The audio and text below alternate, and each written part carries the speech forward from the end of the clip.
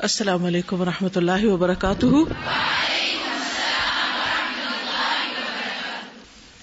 نسألك يا من هو الله الذي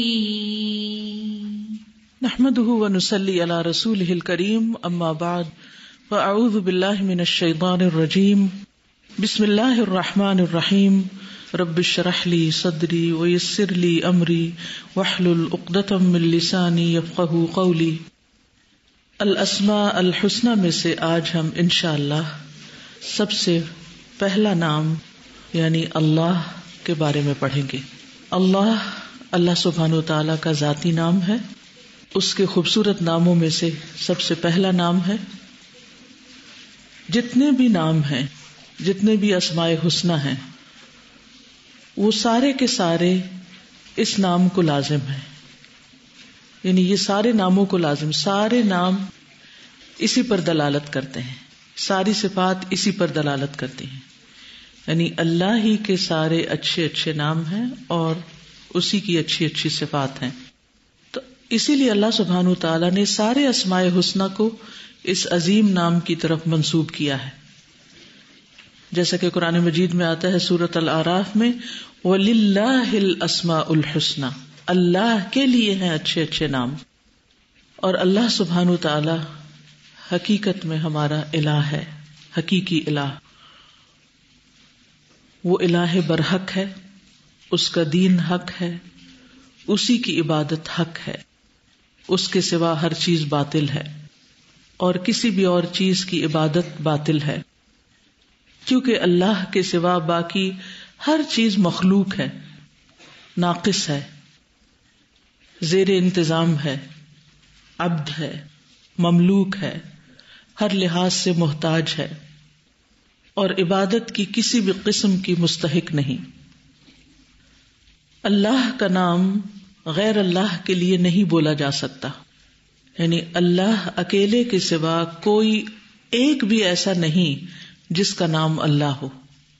یعنی صرف اللہ ہی ہے جسے اللہ کہا جا سکتا ہے اور اللہ کہا جاتا ہے. اس کے علاوہ کسی اور کو اللہ نہ کہا جاتا ہے نہ کہا جا سکتا ہے. یعنی غیر اللہ کے لیے یہ لفظ استعمال ہو ہی نہیں سکتا. تو اللہ سبحانہ وتعالی ہی ہمارا خالق ہے، ساری نعمتیں اسی نے ہمیں دی ہیں. وما بکم من نعمت فمن اللہ، وہی سختیوں کو دور کرنے والا، بھلائیاں عطا کرنے والا، تکلیفیں دور کرنے والا اور ہماری غلطیوں اور لغزشوں کی پردہ پوشی کرنے والا ہے. بہت بابرکت ہے اللہ جو رب العالمین ہے، احسن الخالقین ہے اور سب تعریفیں اسی کے لیے ہیں. اللہ کا لغوی معنی یا لفظی معنی، اللہ کی اصل الالہ ہے اور لغت عرب میں الہ 4 معنوں میں بولا جاتا ہے. یعنی اللہ کا لفظ کس سے ماخوذ ہے؟ الالہ سے. اور الہ کے 4 معنی بتائے جاتے ہیں. نمبر 1 معبود. معبود کون ہوتا ہے؟ جس کی عبادت کی جائے. نمبر 2 الملجأ، ملجأ جس کی پناہ لی جائے. وہ کہتے ہیں نا ملجأ و ماوا، اردو میں لکھا جاتا ہے پناہ گاہ. تیسرا معنی ہے المفزوع الیہ، جس کی طرف گھبراہٹ میں مدد حاصل کی جائے. یعنی جب انسان کو گھبراہٹ لاحق ہو، پریشانی لاحق ہو تو اسی کی طرف رجوع کیا جائے، اس سے مدد مانگی جائے. اور چوتھا معنی ہے المحبوب، وہ محبوب جس کے ساتھ عظیم محبت ہو. تو جس کے ساتھ کوئی شدید محبت کرتا ہے وہی اس کا الہ بن جاتا ہے. اور یہ کہ اس کے بارے میں عقلیں حیران ہوں، یعنی انسان کے اندر اس کے بارے میں والہانہ پن پایا جائے اور انسان اس کی ہر صفت سے، ہر کام سے، ہر فعل سے حیران ہو جائے. یعنی اس کی ایک ایک کام اور اس کی ایک ایک چیز کے اوپر انسان کی عقل دنگ رہ جائے. تو لغت عرب میں الہ کا معنی 4 طرح استعمال ہوتا ہے. نمبر 1 معبود کے معنوں میں، نمبر 2 ملجا کے معنوں میں، یعنی معبود جس کی عبادت کی جائے، ملجا جس کی پناہ لی جائے یا پناہ گاہ، مفزوع الیہ جس کی گھبراہٹ کے وقت مدد لی جائے، اور محبوب جس سے شدید محبت کی جائے اور جس کے بارے میں عقل حیران رہ جائے. اور شرعی معنوں میں اللہ تبارک و تعالی وہ ہے جس کی عبادت کی طرف بندوں کے دل مائل ہوتے ہیں، یعنی حقیقی الہ، حقیقی معبود، جس کی عبادت کی طرف دل مائل ہوتے ہیں انتہائی عظمت اور محبت کے ساتھ، انکساری میں اور خوف میں اور طمع میں اور امید لگانے میں اور ضروریات اور مشکلات میں اس کی طرف مدد مانگتے ہوئے. الہ برحق، عظیم و برتر، تمام صفات کمال اور بڑائی اور عظمت کو ان کی آخری حد تک جو جمع کر لیتا ہے، یعنی جس کے اندر ساری بڑائی آخری حد تک جمع ہو جاتی، جو ہر نقص سے پاک ہے، ہر عیب سے پاک ہے، جس کا کوئی شریک نہیں، کوئی اس کے مشابہ نہیں، کوئی اس کا ہم مثل نہیں، کوئی اس کا ہم سر نہیں، کوئی اس جیسا نہیں، کوئی اس کا مددگار نہیں، وہ ہر لحاظ سے کامل ہے. اللہ کون ہے؟ جو ہر نقص سے پاک ہے. اب اس میں پھر ثبوتی اور سلبی دونوں چیزیں سامنے آ رہی ہیں کہ وہ کیا ہے اور کیا نہیں ہے. اللہ سبحانہ و تعالیٰ کا یہ نام قرآن مجید میں سب سے زیادہ استعمال ہوا ہے. 2500 سے زیادہ مرتبہ لفظ اللہ ذکر ہوا ہے، یعنی 2500 سے زیادہ بار. سورۃ الاسراء میں آتا ہے قُلِ ادْعُوا اللَّهَ أَوِ ادْعُوا الرَّحْمَٰنَ أَيَّمَّا تَدْعُوا فَلَهُ الْأَسْمَاءُ الْحُسْنَىٰ، کہہ دیجئے اللہ کو پکارو یا رحمان کو پکارو، تم جس کو بھی پکارو گے سو یہ بہترین نام اسی کے ہیں. اللہ تعالیٰ کی پہچان کہ اللہ تعالیٰ کون ہے مختلف آیات سے ہوتی ہے، جس میں سے سب سے بڑی آیت کون سی ہے؟ آیت الکرسی. اللہ لا الہ الا ہو. ٹھیک ہے، اللہ لا الہ الا ہو، اللہ وہ ہے جس کے سوا کوئی الہ ہی نہیں، جس کے سوا کوئی حقیقی معبود ہے ہی نہیں. اور پھر جتنے بھی نام اور صفات آیت الکرسی میں آتی ہیں یہ سب اللہ سبحانہ تعالیٰ کی پہچان کرواتی ہیں. اور اسی وجہ سے کیونکہ یہ آیت اللہ سبحانہ تعالیٰ کا تعارف ہے، اس آیت کو قرآن مجید کی سب سے عظیم آیت کہا گیا ہے، جس کے بارے میں حدیث ملتی ہے ہمیں. پھر اسی طرح قرآن مجید کا جب ہم مطالعہ کرتے ہیں تو اللہ سبحانہ تعالیٰ کے بارے میں جو مختلف آیات میں اس کی صفات پتہ چلتی ہیں وہ ہے اللہ الذی جعل لکم الارض قرارا والسماء بناء وصورکم فاحسن صورکم ورزقکم من الطیبات ذالکم اللہ ربکم فتبارک اللہ رب العالمین. کون ہے اللہ؟ اللہ وہ ہے جس نے تمہارے لیے زمین کو رہنے کی جگہ اور آسمان کو چھت بنایا اور تمہاری صورت بنائی اور بہت بہترین صورت بنائی، تمہاری صورتیں بہت اچھی بنائی، تمہیں پاکیزہ چیزوں سے رزق دیا. یہ ہے اللہ تمہارا رب، بہت برکت والا ہے اللہ جو تمام جہانوں کا رب ہے. تو خود قرآن مجید میں اللہ سبحانہ وتعالی نے مختلف آیات میں اپنی مختلف صفات کے ذریعے اپنا تعارف بتایا ہے. پھر اسی طرح آسمان و زمین سے رزق دینے والا یعنی اللہ کون ہے؟ وہ جو آسمان و زمین سے رزق دیتا ہے. سورۃ یونس میں آتا ہے آیت 31-32 میں قُلْ مَن يَرْزُقُكُم مِّنَ السَّمَاءِ وَالْأَرْضِ أَمَّن يَمْلِكُ السَّمْعَ وَالْأَبْصَارَ وَمَن يُخْرِجُ الْحَيَّ مِنَ الْمَيِّتِ وَيُخْرِجُ الْمَيِّتَ مِنَ الْحَيِّ وَمَن يُدَبِّرُ الْأَمْرَ فَسَيَقُولُونَ اللَّهُ فَقُلْ أَفَلَا تَتَّقُونَ فَذَلِكُمُ اللَّهُ رَبُّكُمُ الْحَقُّ فَمَاذَا بَعْدَ الْحَقِّ إِلَّا الضَّلَالُ فَأَنَّىٰ تُصْرَفُونَ. کہہ دیجیے کون ہے جو تمہیں آسمان اور زمین سے رزق دیتا ہے؟ یا کون ہے جو کانوں اور آنکھوں کا مالک ہے؟ کون ہے جو زندہ کو مردہ سے نکالتا ہے اور مردہ کو زندہ سے نکالتا ہے؟ کون ہے جو ہر کام کی تدبیر کرتا ہے؟ تو وہ ضرور کہیں گے کہ اللہ. تو کہہ دیجیے کیا پھر تم ڈرتے نہیں ہو؟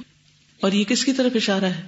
مشرکین کی طرف، جو اللہ کے ساتھ باقی اس کی مخلوق کو الہ بناتے تھے یا شریک ٹھہراتے تھے.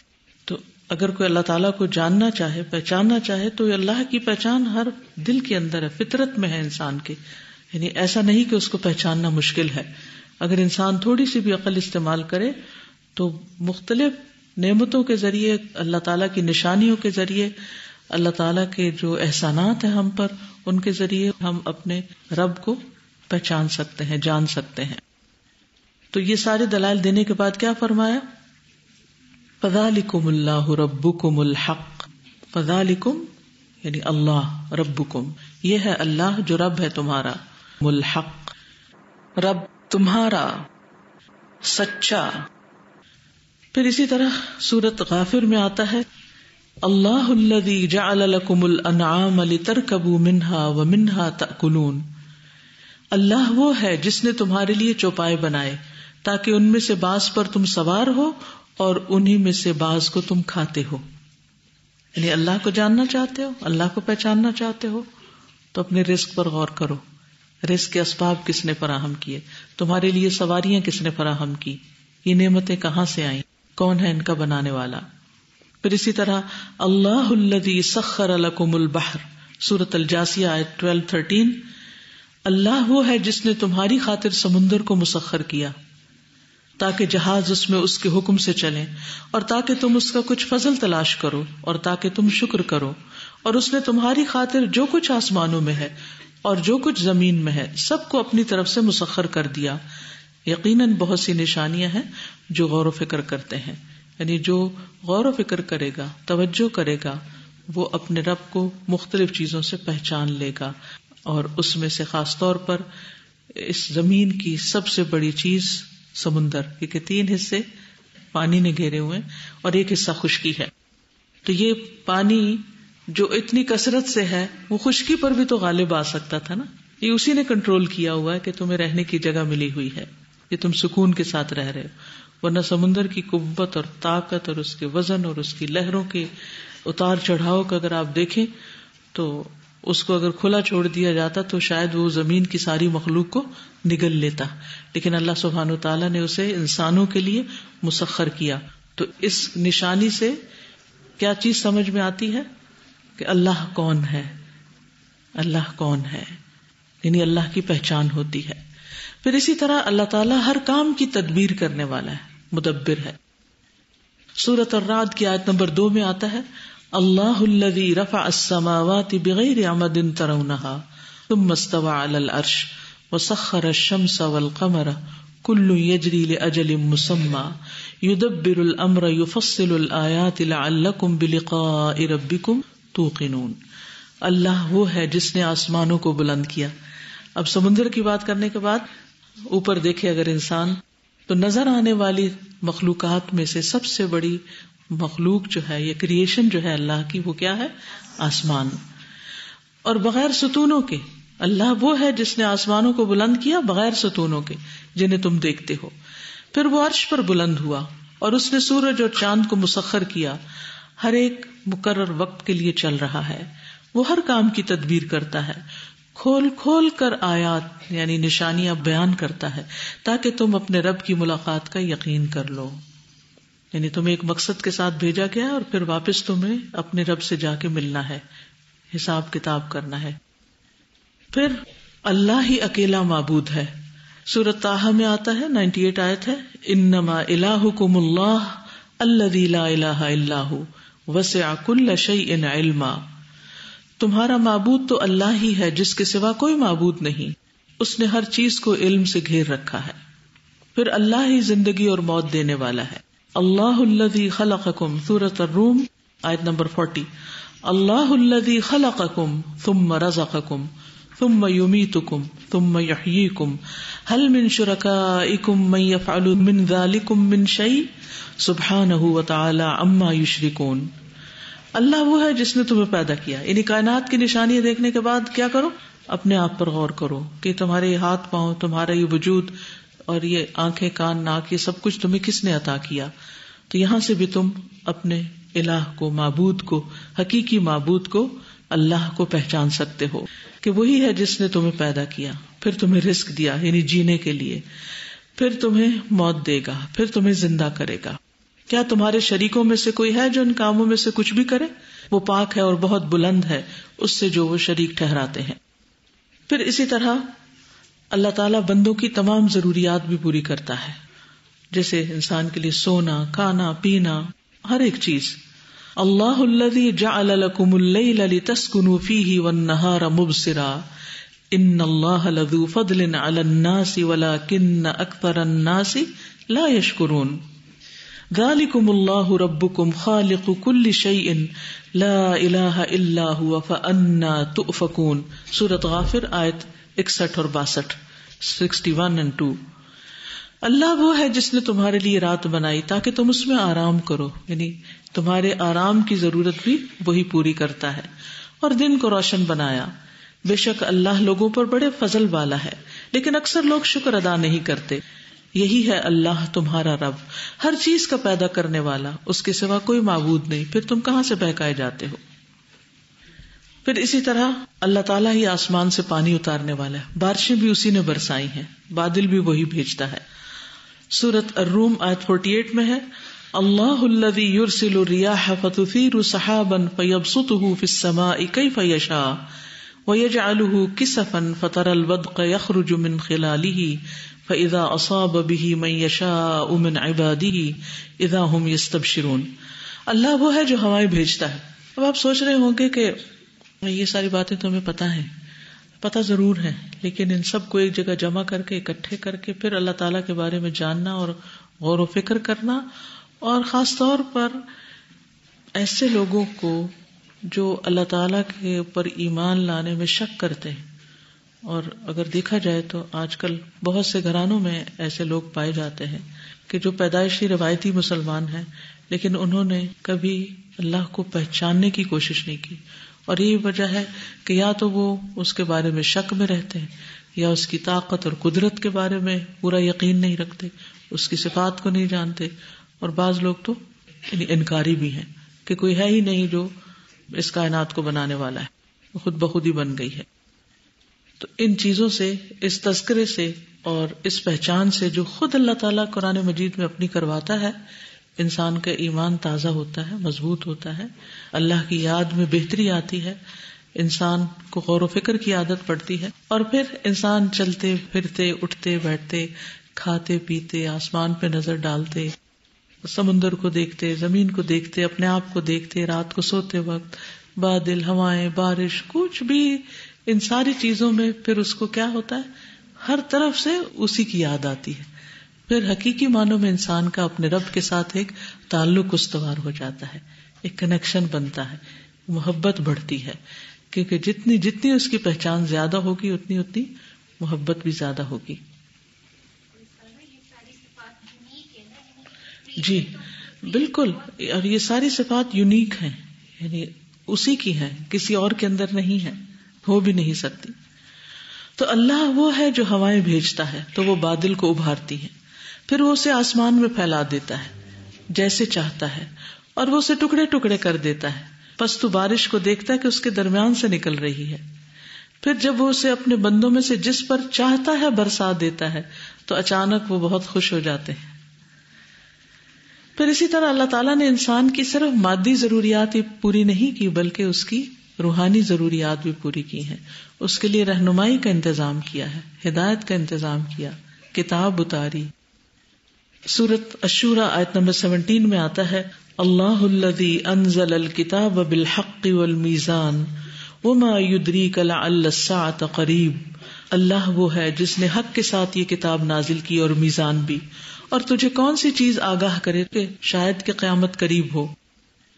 پھر اسی طرح اللہ تعالی بندوں کے جذبات کی تسکین بھی کرتا ہے، ان کی مصیبتوں کو دور کرتا ہے، ان کے غموں کو، ان کے دکھوں کو، ان کی پریشانیوں کو، ان کی بیماریوں کو دور کرنے والا ہے. اس سلسلے میں ایک روایت میں آتا ہے، بلحجیم قبیلے کے ایک آدمی سے روایت ہے، وہ کہتے ہیں میں نے پوچھا کہ اے اللہ کے رسول صلی اللہ علیہ وسلم، آپ کن چیزوں کی دعوت دیتے ہیں، آپ کا پیغام کیا، میسج کیا ہے؟ نبی صلی اللہ علیہ وسلم نے فرمایا میں اس اللہ کی طرف دعوت دیتا ہوں جو یکتا ہے، یونیک ہے. وہ اللہ کہ جب تم پر کوئی مصیبت آتی ہے تو تم اسے پکارتے ہو. کیونکہ اہل عرب میں عام طور پر اگر وہ اللہ تعالیٰ سے غافل بھی رہتے تھے تو جب کوئی پریشانی آتی، مثلا جہاز ڈوبنے لگتا یا ہوائیں تیز ہو جاتی، تو پھر سب معبودوں کو چھوڑ کر ایک اللہ ہی کو پکارا کرتے تھے. کہ جب تم پر کوئی مصیبت آتی ہے تو تم اسے پکارتے ہو، وہ ہے اللہ، یعنی وہ جو تمہارے اندر کی آواز اس وقت اٹھتی ہے وہ تمہاری مصیبت دور کرتا ہے. جب تم کسی بیابان اور جنگل میں راستہ بھول جاؤ اور اس سے دعا کرو تو وہ تمہیں واپس پہنچا دیتا ہے. جب تم قحط سالی میں مبتلا ہوتے ہو اور اس سے دعا کرتے ہو تو وہ پیداوار ظاہر کرتا ہے. یہ ہے اللہ. یعنی کتنے سمپل طریقے سے اللہ تعالیٰ کے بارے میں پہچان کروا دی. تو ہمیں بھی انہی ٹیکنیکس کو استعمال کرتے ہوئے اپنے بچوں کو، ساتھیوں کو، لوگوں کو اللہ تعالیٰ کے بارے میں پہچان کروانی چاہیے. مثلاً کوئی شخص آپ کو کہتا ہے کہ آج ہمیں درس دیں، کہاں سے شروع کریں، کیا کریں، عموماً پریشانی کی بات بنی رہتی ہے. تو اس میں میں سمجھتی ہوں کہ سب سے پہلے انسان کو اپنے خالق کی پہچان ہونی چاہیے. پہلی چیز اللہ پر ایمان صحیح ہونا چاہیے، مضبوط ہونا چاہیے. تو اگر لمبی چوڑی باتیں نہ بھی کریں، بہت تشریح نہ بھی کریں، تو صرف اللہ تعالیٰ کی جو صفات ہیں اور جو اللہ تعالیٰ کی پہچان سے متعلق آیات ہیں، اگر ان میں سے ایک ایک چیز کو بیان کرنا شروع کر دیں تو کوئی بھی انکار نہیں کر سکتا کہ میں یہ نہیں مانتا، کیونکہ یہ سب کچھ ہو رہا ہے، یہ سب کچھ ایگزسٹ کر رہا ہے. تو اس سے کوئی بے وقوفی انکار کر سکتا ہے پھر کہ یہ نہیں ہو رہا اور یہ نہیں پایا جاتا. تو غور و فکر پر ابھارے لوگوں کو تاکہ لوگ اپنے رب سے جڑیں. پھر اسی طرح اللہ سبحانہ وتعالیٰ کی کچھ نعمتیں تو عام ہیں لیکن کچھ نعمتیں خاص بھی ہیں، اور وہ خاص نعمتیں کس کے لیے ہیں؟ اپنے دوستوں کے لیے، اپنے اولیاء کے لیے جو اس کی اطاعت کرتے ہیں، جو اس کے فرما بردار ہوتے ہیں، جو اس سے خاص تعلق رکھتے ہیں. سورۃ البقرہ 257 میں آتا ہے اللہ ولی الذین آمنوا یخرجہم من الظلمات الی النور. اللہ ان لوگوں کا دوست ہے جو ایمان لائے، یعنی جو اللہ تعالیٰ کو پہچان کر اس پر ایمان رکھتے ہیں تو اللہ سبحانہ وتعالیٰ پھر ان کی رہنمائی کرتا ہے، وہ انہیں اندھیروں سے نکال کر روشنی کی طرف لے آتا ہے. اب ایمان لا چکے ہیں، اس کے بعد کون سے اندھیرے ہوتے ہیں؟ دو طرح کے، شبہات اور شہوات کے. شبہات شکوک، اور پھر انسان کی خواہشات. کیونکہ جب اللہ کی عبادت کا وقت آتا ہے یا اللہ تعالیٰ کی عبادت کی طرف جانے کا موقع ہوتا ہے تو دوسری طرف انسان کی خواہشات غالب آ جاتی ہیں. لیکن جس کے اندر ایمان ہوتا ہے اللہ سبحانہ وتعالیٰ اس کی اس موقع پر رہنمائی کرتا ہے، اس کو بھٹکنے نہیں دیتا اور اس کے لیے مزید چیزیں واضح ہو جاتی ہیں. پھر اسی طرح یہ کہ اللہ تعالیٰ ایمان والوں سے راضی ہوتا ہے. وعد اللہ المؤمنین والمؤمنات جنات تجری من تحتها الانہار خالدین فیہا ومساکن طیبۃ فی جنات عدن ورضوان من اللہ اکبر ذالک هو الفوز العظیم. سورۃ التوبہ 72. اللہ نے مومن مردوں اور مومن عورتوں سے ایسے باغوں کا وعدہ کر رکھا ہے جن میں نہریں جاری ہیں، ان میں وہ ہمیشہ رہیں گے. نیز ہمیشگی کے باغات میں پاکیزہ قیام گاہوں کا بھی وعدہ کر رکھا ہے، اور اللہ کی رضا ان نعمتوں سے بڑھ کر ہوگی، یہی بہت بڑی کامیابی ہے. وَرِضْوَانٌ مِّنَ اللَّهِ اکبر، سب سے بڑی چیز. پھر اسی طرح جو اللہ سے ڈرتا ہے اللہ تعالیٰ اس سے خوش ہوتا ہے. نبی صلی اللہ علیہ وسلم نے فرمایا تمہارا رب اس چرواہے سے خوش ہوتا ہے جو پہاڑ کی چوٹی پر رہ کر آذان دیتا ہے اور نماز پڑھتا ہے. اس پر اللہ تعالیٰ فرشتوں سے فرماتے ہیں کہ دیکھو میرے اس بندے کو جو آذان دیتا ہے اور نماز پڑھتا ہے اور یہ مجھ سے ڈرتا ہے. اس لیے یہاں کوئی بھی نہیں ہے اس کے آس پاس لیکن پھر بھی اپنے رب کی عبادت کر رہا ہے. میں نے اپنے اس بندے کے گناہ معاف کر دیے اور میں اس کو جنت میں داخل کروں گا. تو جب کبھی ایسے کسی سفر پر ہوں یا کہ پکنک پر ہوں یا ایسی جگہ پر ہوں جب اور لوگ غافل ہوں یا صرف آپ ہی اکیلے نماز پڑھنے والے ہوں، تو اس وقت اللہ کی عبادت کرنا ایک بہت بڑی بات ہے اور اللہ تعالیٰ ایسے بندے سے راضی ہوتا ہے اور اللہ کو خوش کرنے والی بات ہے. پھر اسی طرح اللہ سبحانہ و تعالیٰ اپنا تعارف ایک اور آیت میں بھی کرواتے ہیں جسے آیت نور کہا جاتا ہے کہ اللہ کون ہے. اللہ نور السماوات والارض، اللہ آسمان و زمین کا نور ہے. انشاءاللہ اللہ تعالیٰ کی ایک صفت النور بھی ہے تو وہاں اس کی مزید وضاحت ہوگی. لیکن جب کوئی اللہ تعالیٰ کی ذات کے بارے میں سوال کرے تو اس کا جواب بس یہ کہ اللہ نور ہے. کیسا ہے یہ ہمیں نہیں معلوم. حدیث میں آتا ہے کہ ابو ذر رضی اللہ عنہ کہتے ہیں میں نے رسول اللہ صلی اللہ علیہ وسلم سے پوچھا حل رأیت ربک، کیا آپ نے اپنے رب کو دیکھا ہے؟ قال نور انا اراہ، کہ اللہ تو نور ہے، میں اسے کیسے دیکھ سکتا ہوں. پھر اسی طرح ایک اور روایت میں آتا ہے جو صحیح مسلم کی، یہ بھی صحیح مسلم ہی کی تھی، کہ اللہ سبحانہ وتعالی نور ہے، حجابہ النور، اس کا حجاب بھی نور ہے. اگر وہ اپنے حجاب کو ہٹا دے تو اس کے چہرے کی جو سبحات ہیں یا جو کرنیں ہیں یا نور کی جو کرنیں ہیں وہ جہاں تک مخلوق تک پہنچے ان سب کو جلا کر رکھ دیں. تو اللہ تعالیٰ اپنے نور کے کمال کی بنا پر عقل سے مخفی ہے، یعنی عقل اس کا ادراک نہیں کر سکتی، نگاہ اس کا ادراک نہیں کر سکتی. باوجود اس کے کہ اللہ تعالیٰ اپنی نشانیوں کے ذریعے ظاہر ہے، لیکن اس کے باوجود وہ باطن بھی ہے. اور اسی طرح ابو موسیٰ اشعری کہتے ہیں کہ رسول اللہ صلی اللہ علیہ وسلم نے ہم میں کھڑے ہو کر 5 باتیں فرمائیں. نمبر 1، اللہ سوتا نہیں اور نہ ہی سونا اس کی شان ہے. یہ اور کہاں سے پتہ چلتا ہے؟ لا تأخذہ سنۃ ولا نوم. میزان اعمال کو جھکاتا اور بلند کرتا ہے. اس کی طرف رات کا عمل دن کے عمل سے پہلے اور دن کا عمل رات کے عمل سے پہلے بلند کیا جاتا ہے، یعنی ہمارے سارے اعمال اسی کی طرف پیش ہوتے ہیں. اور اس کا حجاب نور ہے، اگر وہ اسے کھول دے تو اس کے چہرے کی شعاعیں جہاں تک اس کی نگاہیں پہنچتی ہیں مخلوق کو جلا دے، یعنی اس کی قدرت اور عظمت کا ذکر ہے.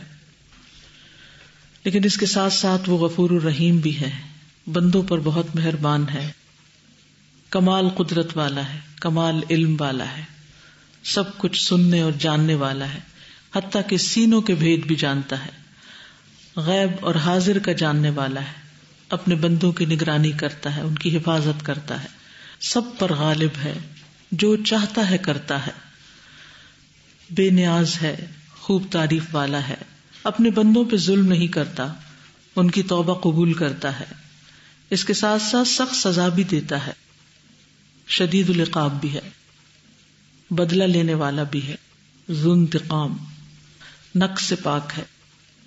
یعنی اللہ سبحانہ وتعالیٰ کی بے شمار صفات ہیں.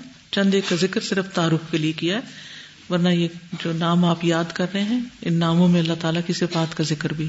تو جب آپ پڑھیں تو ساتھ ساتھ صفات کو دہرائیں اور محسوس بھی کریں. لفظ اللہ کے کچھ خصائص بھی ہیں. سب سے پہلی بات تو یہ کہ یہ اسم اعظم ہے. اعظم کا کیا مطلب ہوتا ہے؟ سب سے بڑا. یہ کیا ہے؟ اسم اعظم. امام غزالی کہتے ہیں جان لو کہ یہ نام 99 ناموں میں سب سے زیادہ عظیم ہے، کیونکہ یہ اس ذات الہیہ پر دلالت کرتا ہے جو تمام صفات الہیہ کو جمع کرنے والی، یہاں تک کہ کوئی بھی صفت اس سے جدا اور علیحدہ نہیں ہوتی. یعنی اسی نام کے ساتھ ساری صفات وابستہ ہیں، اس لیے اس کو اسم اعظم کہا جاتا ہے. اسی طرح الرحمن کو بھی اسم اعظم کہا جاتا ہے. قل ادعوا اللہ او ادعوا الرحمن. لیکن اللہ کا لفظ جو ہے یہ رحمان سے زیادہ اعظم ہے. ٹھیک ہے، رحمان سے زیادہ اعظم ہے، کیونکہ اللہ تعالیٰ نے پہلے اللہ کا ذکر کیا ہے، قل ادعوا اللہ او ادعوا الرحمن. پھر یہ بھی کہ لفظ اللہ جو ہے اس کی رحمت کے کمال، قہر، غلبے کے کمال، عظمت اور عزت کے کمال پر دلالت کرتا ہے، یعنی اس کے اندر جلالی صفات ہیں. اور الرحمن جو ہے وہ رحمت کے کمال پر دلالت کرتا ہے. ٹھیک ہے، تو چونکہ لفظ اللہ کے اندر اللہ تعالی کی عظمت کا بیان ہے، اس کے الہ ہونے کا بیان ہے، معبود ہونے کا بیان ہے، محبوب ہونے کا بیان ہے، تو یہ اس اعتبار سے بھی اسم اعظم ہے، یعنی سب سے بڑا نام ہے. پھر اسی طرح ہر حدیث میں جب نبی صلی اللہ علیہ وسلم کا نام آتا ہے تو ان رسول اللہ صلی اللہ علیہ وسلم تو یہی نام آتا ہے، یعنی ہر حدیث کے اندر اسی کا ذکر آتا ہے، جیسے قال رسول اللہ صلی اللہ علیہ وسلم یا ان النبی صلی اللہ علیہ وسلم. پھر اسی طرح یہ کہ تمام اسماء حسنہ کی نسبت اس کی طرف ہے، یعنی ہمیشہ ہم یہ کہتے ہیں کہ اللہ کا نام العزیز بھی ہے، الرحمن بھی ہے، یہ نہیں کہتے العزیز اللہ ہے، یعنی اللہ العزیز ہے، اللہ الرحمن ہے، اللہ القدیر ہے. پھر یہ کہ سب سے زیادہ پکارا جانے والا نام ہے، سب سے زیادہ اس نام سے اللہ کو پکارا جاتا ہے. مثلاً یا تو ہم کہتے ہیں یا اللہ. عام حالات میں بھی جب دعا کرتے ہیں تو ہم سب سے زیادہ کس نام سے پکارتے ہیں اللہ کو؟ یا اللہ، یا اللہ، یا اللہ. ویسے تو یا رب بھی کہتے ہیں، لیکن ربنا بھی کہتے ہیں، لیکن جب ہم خود سے دعا مانگتے ہیں تو یا اللہ کہہ کے پکارتے ہیں. اسی طرح اللہم بھی کہتے ہیں، تو وہ بھی دراصل اللہ ہے اور اس کے آخر میم لگا ہوا جس کا معنی ہے یا، تو وہ یا اللہ ہی کے معنوں میں ہے اللہم. حسن بصری کہتے ہیں اے اللہ دعاؤں کے مرکز. جب مانگنے والا کہتا ہے یا اللہ میں تجھ سے سوال کرتا ہوں، گویا وہ یہ کہتا ہے کہ میں اس اللہ سے دعا کرتا ہوں جس کے اچھے اچھے نام ہیں، جس کے بلند نام اور صفات ہیں. یعنی گویا جب ہم اللہ کہتے ہیں تو جتنے بھی اس کے باقی نام اور صفات ہیں وہ سارے اس میں آ جاتی ہیں. ٹھیک ہے، اس لیے اس کو اسم اعظم کہا جاتا ہے. سمجھ آئی؟ یعنی جب ہم کہتے ہیں یا اللہ تو اللہ کی تو بہت ساری صفات ہیں، للہ الاسماء الحسنی، اس کے تو بہت سارے نام ہیں، تو وہ سارے اس سے متعلق ہے، اللہ ہی سے متعلق ہے، تو ایک طرح سے ان سب کا احاطہ ہو جاتا ہے. پھر پانچویں بات یہ ہے کہ یہ نام صرف اللہ ہی کے لیے استعمال ہوتا ہے، کسی اور کے لیے نہیں. یعنی اللہ تعالیٰ اس نام میں منفرد ہے، مخلوق میں سے کسی اور کی جرت ہی نہیں کہ وہ اپنا یہ نام رکھے. پھر ہر کام کی ابتدا اسی نام کے ساتھ ہوتی ہے. کس طرح؟ بسم اللہ، بسم اللہ کہہ کے جب ہم کرتے ہیں. اور تبارک اسم ربک ذو الجلال والاکرام، تو اس میں بھی جب اسم کی بات ہے تو اشارہ اللہ ہی کی طرف ہے. تمام امتوں کو اللہ ہی کی عبادت کی دعوت دی گئی، یعنی جب عبادت کے لیے دعوت دی گئی تو اللہ کہہ کر پکارا گیا کہ اللہ کی عبادت کرو. وَلَقَدْ بَعَثْنَا فِي كُلِّ أُمَّةٍ رَسُولًا أَنِ اعْبُدُوا اللَّهَ وَاجْتَنِبُوا الطَّاغُوتَ. ہم نے ہر امت میں ایک رسول بھیجا جو انہیں یہی کہتا تھا کہ اللہ کی عبادت کرو اور طاغوت سے بچو. یہ سورۃ النحل کی آیت 36 ہے. پھر نمبر 8، ہر نماز کے ہر رکن میں اس نام کا ذکر ہے. مثلا آغاز میں ہم کیا کہتے ہیں؟ اللہ اکبر. دعائے استفتاح میں سبحانک اللہم. رکوع کی جو دعائیں ہیں اس میں سے ایک دعا یہ بھی ہے سبحانک اللہم ربنا وبحمدک اللہم اغفر لی. اسی طرح سجدے میں بھی یہ دعا پڑھ سکتے ہیں. پھر اسی طرح جب کھڑے ہوتے ہیں رکوع سے سمع اللہ لمن حمدہ ربنا ولک الحمد. پھر سجدے میں سبحانک اللہم ربنا وبحمدک اللہم اغفر لی. اسی طرح اللہم لک سجدت وبک آمنت ولک اسلمت، تو اس میں بھی اللہ کا ذکر ہے. پھر تشہد کی دعاؤں میں اللہم اغفر لی ما قدمت وما اخرت وما اسررت وما اعلنت. سلام کیسے پھیرتے ہیں؟ السلام علیکم ورحمۃ اللہ. ٹھیک. پھر اسی طرح پورا دن اس نام کی تکرار رہتی ہے. کبھی ہم الحمدللہ کہتے ہیں، صبح اٹھتے ہی سب سے پہلے کیا کہتے ہیں؟ الحمدللہ الذی احیانا بعد ما اماتنا والیہ النشور.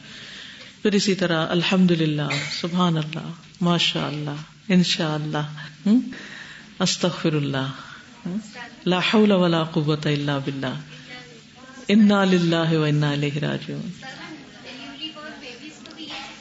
ہاں، بچوں کو بھی جب سکھاتے ہیں تو اللہ اللہ سب سے پہلے اللہ ہی کا لفظ سکھاتے ہیں ان کو. پھر اسی طرح دن کا اختتام رات کو سوتے وقت اللہم بسمک اموت و احیا.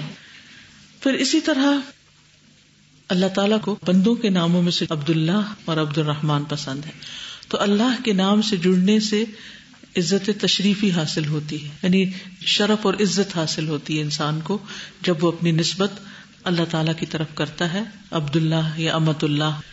پھر اسی طرح کچھ اور چیزوں کو بھی یہ عزت بخشی گئی، جیسے ناقۃ اللہ، یعنی عزت بخشی گئی اس اونٹنی کو اللہ کی طرف منسوب کر کے. پھر اسی طرح انصار اللہ، یا ایھا الذین آمنوا کونوا انصار اللہ، اے لوگوں جو ایمان لائے ہو اللہ کے مددگار بن جاؤ. تو اللہ کو تو مددگار نہیں چاہیے، لیکن یہ اللہ تعالیٰ اپنے دین کے کام کرنے والوں کو عزت دیتا ہے اور عزت کی بنا پر ان کو انصار کہتا ہے.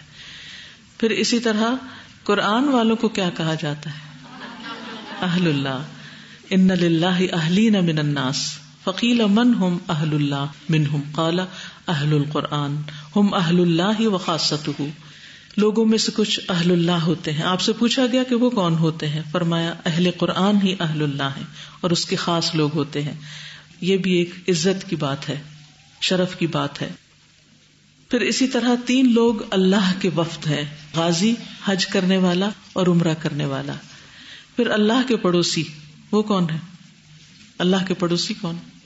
اللہ تعالیٰ قیامت کے دن اعلان کریں گے میرے پڑوسی کہاں ہیں، میرے پڑوسی کہاں ہیں. فرشتے پوچھیں گے اے ہمارے رب کسے زیب دیتا ہے کہ وہ تیرے پڑوس میں آئے؟ اللہ تعالیٰ فرمائیں گے مساجد کو آباد کرنے والے، مسجدوں کو آباد کرنے والے. اور مسجدوں کی آبادی کس چیز سے ہوتی؟ نمازیوں سے. اور پھر اس کی صفائی ستھرائی اور اس کا انتظام، اس کی کیئر کرنا. پھر اسی طرح یہ ہے کہ اس نام کی کچھ مزید خصوصیات بھی ہیں کہ اس میں آپ دیکھیے کہ اصل میں یہ تھا الالہ، الالہ تھا. یعنی الہ اس کا روٹ جو ہے نا الف لام ہے یا واو لام ہے کہا جاتا ہے. تو اس میں الالہ میں الف لام اس کا حصہ ہی بن گیا ہے، یعنی الف لام کلمے کا جز ہی بن گیا ہے. تو الرحمن میں الگ ہے لیکن اللہ میں ساتھ ہی مل گیا ہے. اسی طرح جو تائے قسم ہے وہ اسی نام پر واحد ہوتے، تر رحمان نہیں کہہ سکتے، تاللہ ہی کہتے ہیں. پھر اسی طرح الحمد للہ ہی کہتے ہیں، الحمد للرحمن نہیں کہتے یا الحمد للغفور نہیں کہتے، یعنی اسی نام پر یہ حمد کی نسبت ہوتی ہے. پھر اسی طرح جب میم آخر میں لگا دیا جاتا ہے اللہم بن جاتا ہے تو وہ کسی اور کے نام کے ساتھ ایسا نہیں ہوتا. انشاءاللہ، ماشاءاللہ، ان سب الفاظ میں، ان سب ایکسپریشنز میں اللہ ہی کا نام لیا جاتا ہے. پھر اللہ تعالیٰ کے نام کی کچھ برکات بھی ہیں. یہ نام بابرکت ہے. اللہ کا نام لینے سے حفاظت ملتی ہے. حدیث میں آتا ہے نا کہ اللہ کا نام لے کر دروازے بند کیا کرو، کیونکہ شیطان وہ دروازہ نہیں کھول سکتا جسے اللہ کا نام لے کر بند کیا گیا ہو. اور اللہ کا نام لے کر گھڑے ڈھانپ دیا کرو، برتن اوندھے کر دیا کرو، مشکیزوں کو ڈوری سے باندھ دیا کرو، یعنی ہر کام کرتے وقت اللہ کا نام لو. اسی طرح جب تم رات کو کتے کے بھونکنے یا گدھے کی ہینگنے کی آواز سنو تو اللہ کی پناہ طلب کیا کرو، کیونکہ وہ جو کچھ دیکھتے ہیں تم نہیں دیکھتے. جب لوگ سو جاتے ہیں تو باہر نہ نکلا کرو، کیونکہ اللہ رات کے وقت مختلف مخلوقات کو منتشر کرتا ہے. پھر بسم اللہ پڑھنے سے شیاطین سے حفاظت ملتی ہے. وہ جو شیطان اندر نہیں آ سکتا، جب بسم اللہ پڑھ کے انسان اندر داخل ہوتا ہے تو شیطان ساتھ نہیں داخل ہو سکتا. کھانا کھاتا ہے بسم اللہ پڑھ کر، شیطان اس میں شریک نہیں ہوتا. پھر جب سوتا ہے اور اللہ کا نام لیتا ہے تو بستر اس کو نہیں ملتا. لیکن اگر انسان اللہ کا نام نہیں لیتا تو پھر اس کو رات گزارنے کی جگہ بھی مل جاتی ہے اور کھانا بھی مل جاتا ہے اور بستر بھی مل جاتا ہے، سب کچھ. پھر اسی طرح جنوں کی آنکھوں اور انسانوں کی شرمگاہوں کا پردہ یہ ہے کہ جب کوئی بیت الخلاء جائے تو داخل ہوتے وقت بسم اللہ پڑھے. تکلیف کے وقت بسم اللہ پڑھنے سے اللہ کی مدد حاصل ہوتی ہے.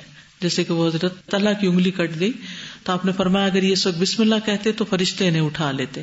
کھانا کھانے کے وقت اگر بسم اللہ پڑھی جائے تو برکت ہوتی ہے. اگر بھول جائے انسان تو درمیان میں بھی بسم اللہ اولہ ہوا آخرہ ہو پڑھ لیا کرے. پھر اسی طرح کسی نے نبی صلی اللہ علیہ وسلم سے کہا کہ ہم کھانا کھاتے ہیں لیکن ہمارا پیٹ نہیں بھرتا، تو آپ نے فرمایا شاید تم الگ الگ کھاتے ہو، اپنے کھانے پہ جمع ہو جایا کرو اور کھاتے وقت اللہ کا نام لیا کرو، اللہ تعالیٰ تمہارے کھانے میں برکت ڈال دے گا. اسی طرح اللہ کا نام نہ لینے کا نقصان بھی ہوتا ہے. صرف یہ نہیں کہ انسان کو لینے سے فائدہ ہوتا ہے، نہ لینے سے نقصان بھی ہوتا ہے. ابن عباس کہتے ہیں رسول اللہ صلی اللہ علیہ وسلم سے روایت کرتے ہیں کہ ابلیس نے کہا اے میرے رب تو نے اپنی ساری مخلوق کا رزق واضح کر دیا، میرا رزق کہاں ہے؟ فرمایا ہر وہ چیز جس پر میرا نام نہ لیا جائے وہ تیرا رزق ہوگی، یعنی تجھے وہاں سے رزق ملے گا جہاں میرا نام نہیں ہوگا. پھر اسی طرح قیامت کے دن وہ مجلس حسرت کا باعث ہوگی جس میں اللہ کا ذکر نہ کیا جائے، اللہ کا نام نہ لیا جائے. اسی طرح جو آدمی کسی راستے پر چلتے ہوئے اللہ کا ذکر نہ کرے وہ چلنا اس کے لیے قیامت کے دن باعث حسرت ہوگا. اور جو آدمی اپنے بستر پر آئے لیکن اللہ کا نام ذکر نہ کرے تو وہ بستر بھی اس کے لیے باعث حسرت ہوگا. یعنی کوئی بھی جگہ جہاں انسان اللہ کو یاد نہ کرے وہ اس کے لیے حسرت کا باعث ہوگی. اسماء الحسنی کے جو تعارف میں نے کروایا تھا تو اس میں نے آپ سے ذکر کیا تھا کہ اللہ تعالیٰ کا حکم ہے کہ ان ناموں کے ساتھ اللہ سے مانگو، وَلِلَّهِ الْأَسْمَاءُ الْحُسْنَى فَادْعُوهُ بِهَا. اور دعا کے معنوں میں نے دو چیزیں بتائی تھی، ایک دعائے مسئلہ اور ایک دعائے عبادت. دعائے مسئلہ میں تو یا اللہ کہہ کے یا رحمان کہہ کے اللہ تعالیٰ کو پکارا جاتا ہے، لیکن دعائے عبادت میں کیا ہوتا ہے کہ انسان اللہ تعالیٰ کے اس نام یا صفت کے مطابق اپنی زندگی کو مولڈ کرتا ہے یا اپنی زندگی کو اس کے مطابق گزارتا ہے. تو یعنی دعائے مسئلہ میں تو یا اللہ تو رحم فرمایا، جو بھی اللہم کہہ کے ہم اللہ تعالیٰ کو پکارتے ہیں. تو دعائے عبادت میں یہ ہے کہ سب سے پہلی بات اللہ پر ایمان لایا جائے، اللہ کا بندوں پر جو حق ہے اسے ادا کیا جائے. رسول اللہ صلی اللہ علیہ وسلم سے جب سب سے محبوب عمل کے بارے میں پوچھا گیا تو آپ نے کیا فرمایا؟ اللہ پر ایمان لانا. پھر دوسری بات یہ کہ اللہ ہی کی عبادت کی جائے، صرف اللہ کی عبادت، کیونکہ اللہ کا حق اپنے بندوں پر یہ کہ اس کی عبادت کریں، اس کے ساتھ کسی کو شریک نہ ٹھہرائیں. اور بندوں کا حق اللہ پر کیا ہے کہ جو بندہ اللہ کے ساتھ کسی کو شریک نہ ٹھہرائے اللہ تعالیٰ اس کو عذاب نہ دے. پھر اسی طرح پوری زندگی انسان اللہ کے لیے گزارے، یعنی اللہ کی عبادت میں اور اللہ ہی کی اطاعت میں. قل ان صلاتي ونسكي ومحياي ومماتي لله رب العالمین. پھر اسی طرح اللہ کو راضی کرنے کی کوشش کرے، رضی اللہ عنہم ورضوا عنہ. اور اس کے لیے حدیث میں آتا ہے جس نے لوگوں کو ناراض کر کے اللہ کو راضی کیا اللہ اسے لوگوں سے کافی ہو جاتا ہے، اور جس نے لوگوں کو راضی کرنے کے لیے اللہ کو ناراض کیا اللہ اسے لوگوں کے سپرد کر دیتا ہے. پھر اسی طرح اللہ کی نافرمانی نہ کی جائے. لا طاعۃ لمخلوق فی معصیۃ اللہ عز وجل. اللہ کی نافرمانی میں کسی مخلوق کی اطاعت جائز نہیں.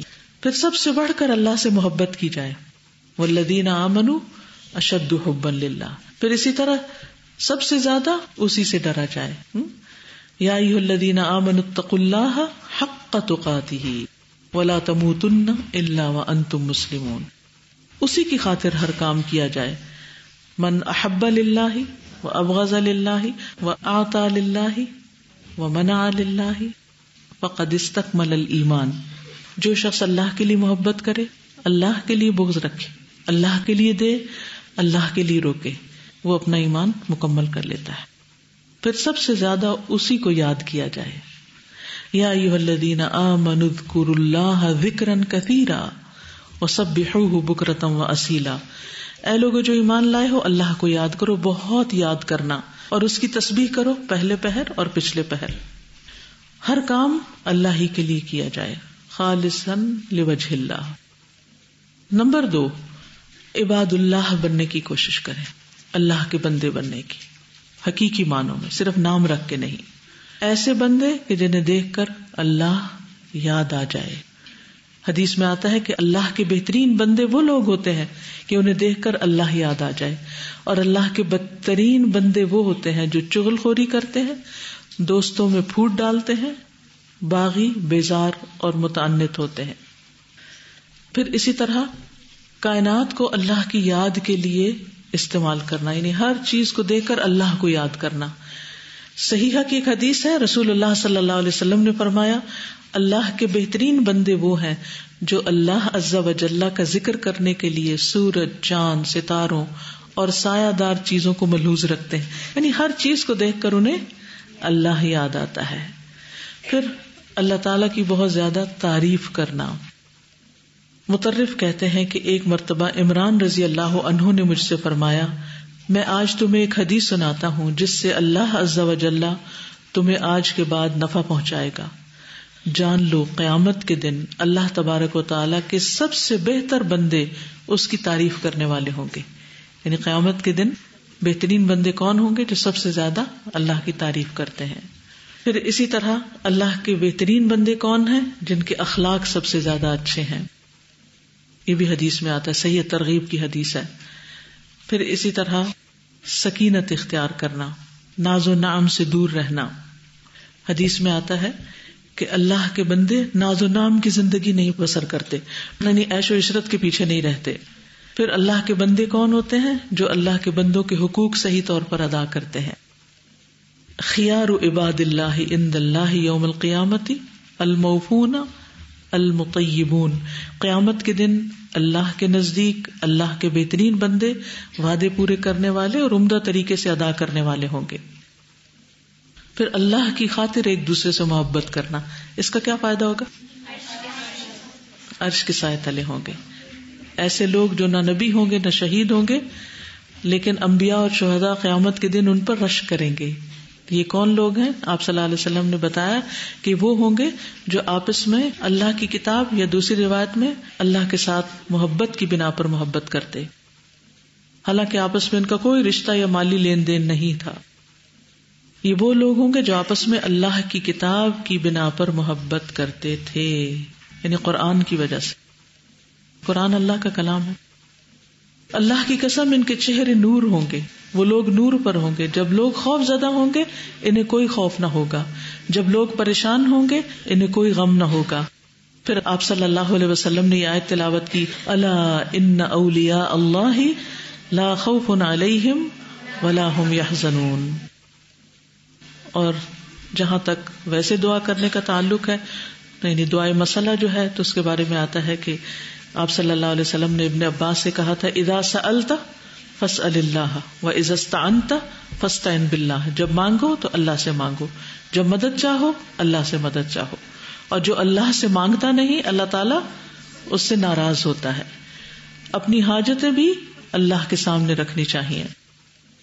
اگر لوگوں کے سامنے رکھیں گے تو حاجتیں پوری نہیں ہوگی. حدیث میں آتا ہے جسے شدید حاجت آ پڑے، کوئی شدید مجبوری اور ضرورت پڑ جائے اور وہ لوگوں پہ اسے پیش کرے تو اس کی حاجت دور نہ ہوگی. اور جس نے اللہ پر پیش کیا، اللہ سے مدد مانگی، اللہ عنقریب اسے بے پرواہ کر دے گا.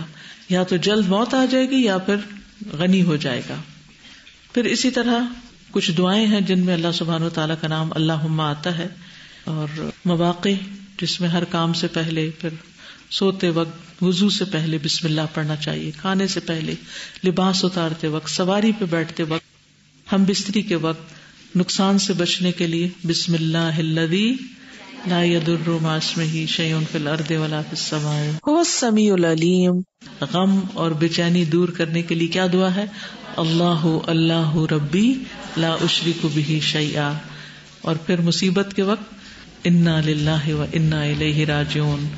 اللہم اجرنی فی مصیبتی واخلف لی خیرا منہا.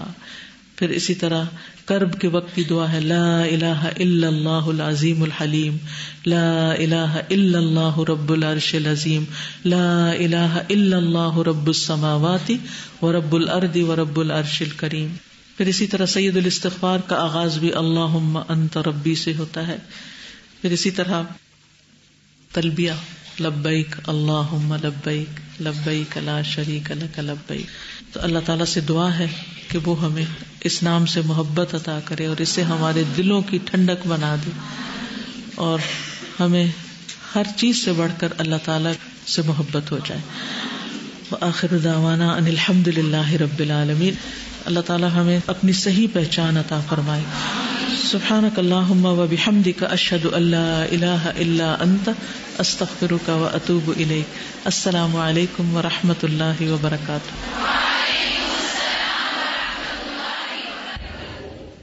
لا إله إلا هو الإله الرحمن الرحيم الملك القدوس السلام المؤمن المهيمن العزيز الجبار المتكبر الخالق البارئ المصور الغفار القهار الوهاب الرزاق الفتاح الخلاق العليم القابض الباسط القاهر المعطي المتر السيد السميع البصير الحكم الرب اللطيف الخبير الحليم العظيم الغفور الشكور القريب الكبير الحفيظ المقيت.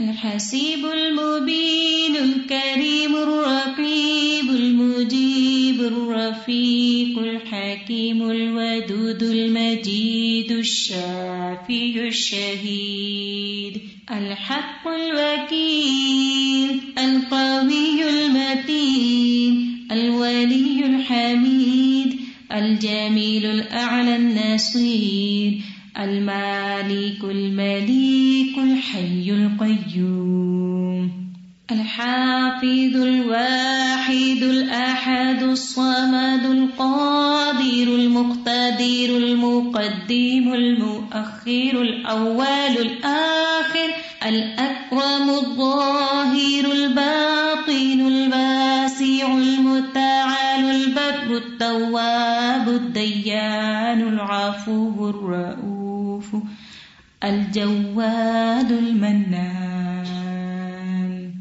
الطيب الغني الحفي العلي الستير القدير المولى المحسن الوارث المحيط الصبوح الذي ليس كمثله شيء وهو السميع البصير.